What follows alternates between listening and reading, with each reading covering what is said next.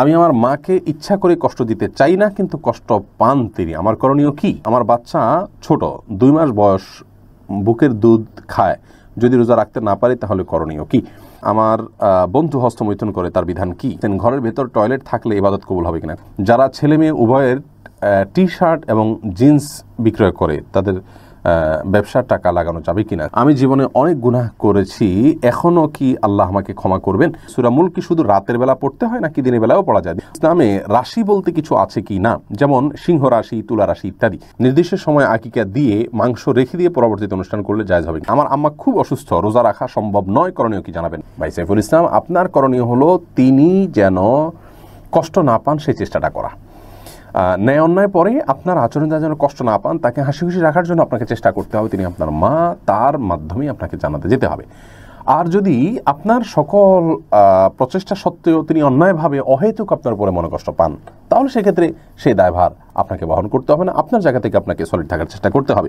ইসরাত তান্নি আপনি জানতে চেয়েছেন, আমার বাচ্চা ছোট, 2 মাস বয়স, বুকের দুধ খায়, যদি রোজা রাখতে না পারি তাহলে করণীয় কি? বোন ইসরাত, সন্তান ছোট বা দুধ পান করছে, এই অজুহাতে দুগ্ধদানকারিনী মা রোজা না রাখার স্কোপ নেই, সুযোগ নেই। এর কারণ হলো যে রোজা রাখলে সন্তান একেবারেই দুধ পাবে না, এই ঘটনা খুবই রেয়ার। প্রথম কথা হলো এটি। আর যদি হয়েও থাকে তাহলে সেক্ষেত্রে আজকের প্রেক্ষাপটে, আজকের বিশ্বের সব জায়গাতেই মায়ের দুধের বিকল্প দুধ আছে, যদিও মায়ের দুধের সমান খাদ্যশক্তি সেগুলোতে নাই, উপকারিতা নাই, কিন্তু আছে তো, ছেলে বেঁচে থাকার উপায় আছে। বিধায় আপনি সেগুলোর সহযোগিতা নিলে আপনি রোজা রাখতে পারেন। আর তৃতীয়ত, আমরা যখন রোজা না রাখি তখন দিনে রাতে, বিশেষ করে রাতের লম্বা একটা অংশ কিন্তু আমরা ঘুমিয়ে থাকি। যদি এমন হয়, আমরা অনেক সময় পরামর্শ দিই যে রাত জেগে থাকেন, আপনি কাজকর্ম করেন এবং দিনে বেশিরভাগ সময় শুয়ে থাকেন এবং সেভাবে অভ্যস্ত করেন রমজান মাসে শুধুমাত্র রোজা রাখার সুবিধার্থে, তাহলে একে তো বিকল্প দুধ আছে, সেটা সহায়তা আপনি নিতে পারেন। দ্বিতীয়ত, সন্তানের একটু অসুবিধা হবে কিন্তু সন্তান মারাও যাবে না, এরকম কোনো বড় কোনো ক্ষতিও হবে না যদি দুধ একটু কম দেন, আপনার যদি খুব বেশি কষ্ট হয়, অসুবিধা হয় রোজা রাখতে। তৃতীয়ত, আপনি রাতভর যদি দিনের মতো করে আপনি কাজকর্ম করেন এবং সন্তানকে লালন পালন করেন, আর দিনের বড় অংশ যদি শুয়ে থাকেন সন্তান সহকারে, তাহলে কিন্তু খুব একটা প্রেশার হবে না। অর্থাৎ এক কথায় রোজা রাখা যাবে, রোজা ফরজ ইবাদত। অতএব সামান্য ঠুনকো অজুহাতে আপনি বাদ দিতে পারেন না, যতগুলো ওয়ে আছে সমস্ত ওয়ে অবলম্বন করে হলেও রোজা রাখার চেষ্টা আপনার থাকতে হবে। যদি আপনি সমস্ত চেষ্টা করার পরেও না হয়, আল্লাহ না করেন, তাহলে সেটা ভিন্ন বিষয়। এরপরে জালিস আপনি জানতে চেয়েছেন, আমার বন্ধু হস্তমৈথুন করে, তার বিধান কি? ভাই, আপনার বন্ধু যিনি হস্তমৈথুন করছেন তিনি হারাম কাজ করছেন। হস্তমৈথুন করা অপরাধ, জেনা করা যেরকম গুনাহের কাজ, হস্তমৈথুন করা এরকম গুনাহের কাজ। অনেক ভাই বোন এটিকে তেমন কোনো দোষণীয় মনে করছেন না। আল্লাহ রাব্বুল আলামিন যৌন চাহিদাকে চরিতার্থ করবার জন্য বা যৌন চাহিদা মেটাবার জন্য, পূরণ করবার জন্য স্বামী স্ত্রীর মিলন ছাড়া অন্য কোনো পদ্ধতি, আপনার শরিয়া পদ্ধতিতে যে আপনার রয়েছে, কি বলে এটাকে, কৃতদাসী রয়েছে, সেই কৃতদাসী স্ত্রীর মতোই অনেকখানি। শরিয়াতের স্ত্রীর অনেকগুলো বিধান তার জন্য প্রযোজ্য হয় এবং স্ত্রীর মতোই আল্লাহ রাব্বুল আলামিন সেটাকে সুযোগ দিয়েছেন। অতএব সেটা নিয়ে আবার বিস্তর আলোচনা আছে, কেন দিয়েছেন এবং এটা ছাড়া বিকল্প আর কিছু আছে কিনা, আদৌ কোনো বিকল্প আসলেও নাই। যাই হোক, সেটা আরেক বিষয়। কিন্তু এই হস্তমৈথুনের মাধ্যমে বা অন্য কোনো উপায়ে আপনার নিজের যৌন চাহিদা মেটানোটা জায়েজ নয়, গুনাহের কথা। বিধায় এটি থেকে বেঁচে থাকার চেষ্টা করতে হবে। মোহাম্মদ তামিন জানতে চেয়েছেন, ঘরের ভেতর টয়লেট থাকলে ইবাদত কবুল হবে কিনা? কোনো অসুবিধা নেই, ঘরের ভেতর টয়লেট থাকলে ইবাদত কবুল হবে না। কারণ টয়লেটের যদি আলাদা আপনার ট্যাঙ্কি থাকে, সেখানে চলে যায়, ঘরের ভিতরে তার নাপাক থাকছে না, তার দুর্গন্ধ ছড়াচ্ছে না ঘরের ভিতরে, তাহলে কোনো অসুবিধা নেই। সাইদ মোহাম্মদ ওয়াসিফুল্লাহ জানতে চেয়েছেন, যারা ছেলে মেয়ে উভয়ের টি শার্ট এবং জিন্স বিক্রয় করে, তাদের ব্যবসার টাকা লাগানো যাবে কিনা? ছেলে মেয়েদের জিন্স এবং টি শার্ট বিক্রি করা তো আসলে মৌলিকভাবে হারাম কাজ নয়। যারা এটা কিনছেন তারা এটা কিনে যদি বাসা বাড়িতে ব্যবহার করেন, পর্দার সাথে ব্যবহার করেন, যেমন মিডল ইস্টে দেখা যায় যে মেয়েরা এগুলো পরেন কিন্তু বাইরে পরপুরুষের সামনে এগুলো পরে চলে যান না, বরং উপরে বোরকা পরে যান, বাসা বাড়িতে তারা নিজেরা পড়েন। তো এরকম পড়লে তো জায়েজ আছে। বিশেষ করে যেখানে আপনার হালাল উপার্জনের পথ চরম সংকীর্ণ এবং যেদিকে যায় আমরা বহুমুখী বাধা আছে, সেখানে আপনার কোনো রকম হালালের স্কোপ থাকলে সেটাকে আমরা হালাল বলা ছাড়া কোনো উপায় নেই।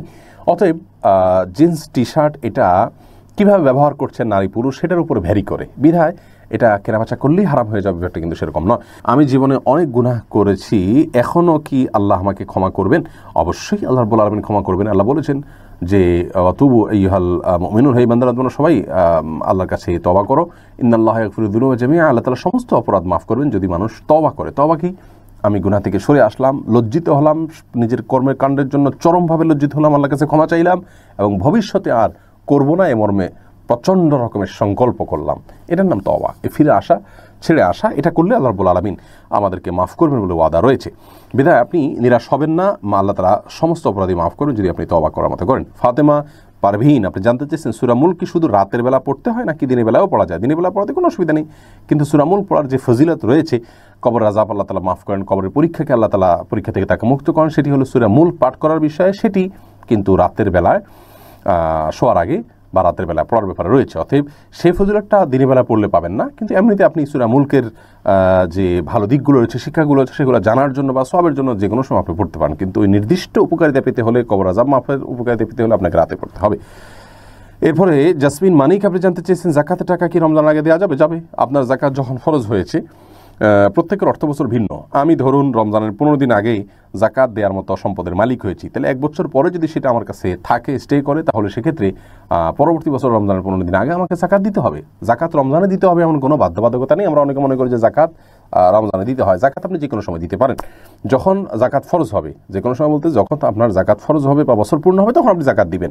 আপনি চাইলে 15 দিন বা 20 দিন বিলম্ব করে রমজানেও দিতে পারেন বা তার আগেও দিতে পারেন, কোনো অসুবিধা নেই, কিন্তু যখন ওয়াক্ত হবে তখনই দিয়ে দেওয়া উচিত, বিলম্ব না করে। যদি রমজান দিবেন বলে অপেক্ষা করেন বা গরিবের তখন দিলে বেশি উপকার হয় মনে হয়, তাহলে আপনি সেটাকে রাখেন এবং হিসেব আলাদা করে রাখেন, নিজের পরিবার লোকদেরকে জানিয়ে রাখেন এটা জাকাতের টাকা, আমি অমুক সময় দেওয়ার নিয়ত করেছি, মৃত্যু হয়ে গেলে তোমরা দিয়ে দিও।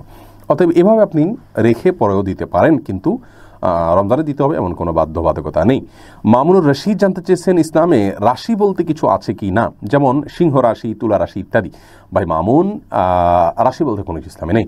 আল্লাহ রাব্বুল আলামিন মানুষের ভাগ্যে যা লিখেছেন, মানুষের কি হবে না হবে, কি উপার্জন করবে না করবে, আল্লাহ তাআলা জানতে, সেটা আল্লাহ তাআলা লিখে রেখেছেন, বিধায় সেই অনুযায়ী সব কিছু হবে। এখন এই সমস্ত রাশি, আপনার তুলা রাশি, ইয়াদ রাশি, এটা হলে এটা হবে, এটা হলে এটা হবে, এরকম কোনো ধারণা কোরআন হাদিস আমাদেরকে দেয়নি। এটি বিশ্বাস করা ঈমানের সাথে সঙ্গতিপূর্ণ নয়। সাংঘর্ষিক বিষয়, নির্দিষ্ট সময় আকিকা দিয়ে মাংস রেখে দিয়ে পরবর্তীতে অনুষ্ঠান করলে জায়েজ হবে কিনা? হবে, কোনো অসুবিধা নেই। আকিকা 7ম, 14তম বা 21তম দিনে রাখা দেওয়া উত্তম বাচ্চা জন্মের। অতএব সেদিনে আকিকা করে অনুষ্ঠান করবার জন্য আপনি গোশত রেখে পর অনুষ্ঠান করলেন, কোনো অসুবিধা নেই। অনুষ্ঠানটা মুখ্য না, মুখ্য হলে ওই দিনে পশু জবাই করাটা। এমডি শফিউদ্দিন শাহেদ জানতে চেয়েছেন, আমার আম্মা খুব অসুস্থ, রোজা রাখা সম্ভব নয়, করণীয় কি জানাবেন? ভাই শাহেদ, আপনার মাকে আল্লাহ তাআলা সুস্থ করুন, আমরা দোয়া করি।